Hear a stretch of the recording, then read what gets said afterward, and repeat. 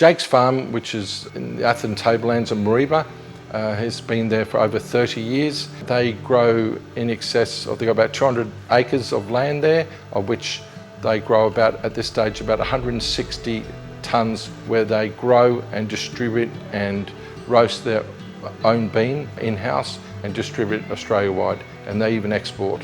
Australia, unfortunately, imports around 8,000 to 9,000 tonnes of coffee bean, but they're trying to supply their own unique bean for Australia, and it's so far been doing very well. They're very successful in what they do. The existing system they had in there was, yes, poor quality due to time more than anything. It was about 6.5 years old.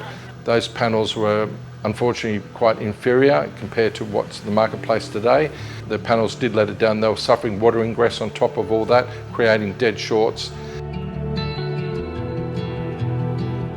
Fortunately, the customer was on the old feed-in tariff for 44 cents, and he wanted to keep that, and he's still got another 10 years to run, which finishes in 2028.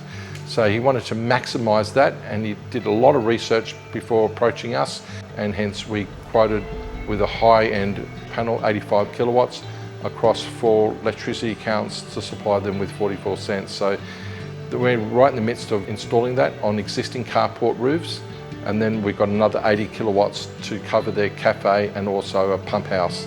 Yeah, so the early indications of the performance is substantially more than the previous system, in order of about 25 to 28% already.